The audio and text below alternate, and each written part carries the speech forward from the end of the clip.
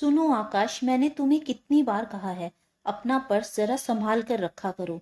घर में काम वाली भी है। इन गरीब लोगों के ईमान का क्या कोई भरोसा होता है। कल ही मेरी सहेली प्रिया बता रही थी कि उसकी बाई ने उसके पैसे चुरा लिए। मिताली अपने पति आकाश से कह रही थी।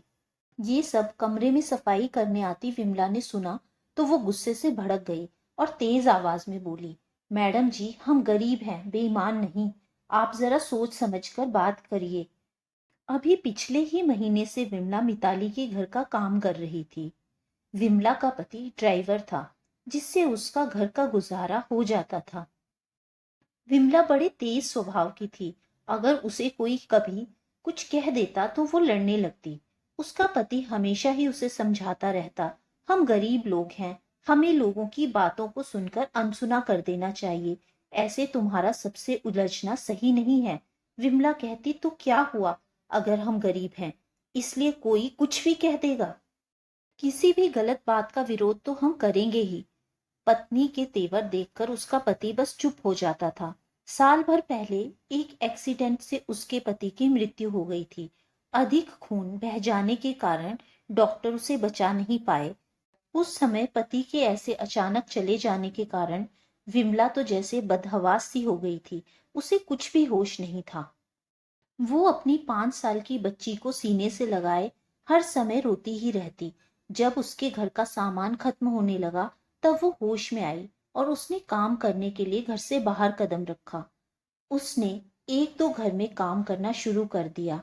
कुछ समय बाद उसे मिताली के घर में भी काम मिल गया।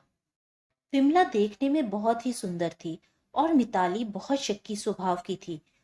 उसे हमेशा डर लगा रहता था कि कहीं विमला उसके पति पर डोरे ना डाल दे। इसलिए हर समय वो विमला के काम में गलतियां निकालकर या उसकी बेटी को डांट कर उस पर अपना डर बनाए रखने का प्रयास करती रहती। बेवजह की डांट से विमला दुखी तो होती, लेकिन फिर अपनी मजबूरी के कारण चुप रह जाती। पर आज तो मिताली ने उसकी ईमानदारी पर ही सवाल उठा दिया, तो वो चुप नहीं रह सकी और गुस्सा हो गई। फिर तो मिताली और भी भड़क कर बोली, आज तेरी इतनी मजाल हो गई कि तू मुझसे बदतमीजी कर रही है। उसका हाथ उठ गया। विमला ने भी उसका हाथ पकड़ लिया। विमला झाड़ू पटकते हुए गुस्से में बोली, संभालिए अपना काम, मुझे अब यहाँ काम नहीं करना। मिताली बोली, सुन, काम छोड़कर जाने की क्या जरूरत है। मिताली घबरा गई। वो सोचने लगी, नई काम वाली ढूंढने तक इतना काम कौन करेगा।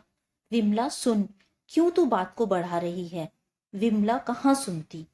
वो बोली, मजबूर समझकर मुझे बेवजह तंग करोगे तो मैं सहन नहीं करूंगी, और अपनी बेटी को लेकर वहां से चली गई।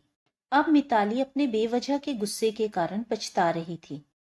तो दोस्तों, उम्मीद है आपको आज की ये कहानी पसंद आई होगी। कहानी पसंद आई हो तो वीडियो को लाइक करें, चैनल को सब्सक्राइब करें ताकि आने वाली कहानियां आप तक पहुंचती रहें। Thank you friends.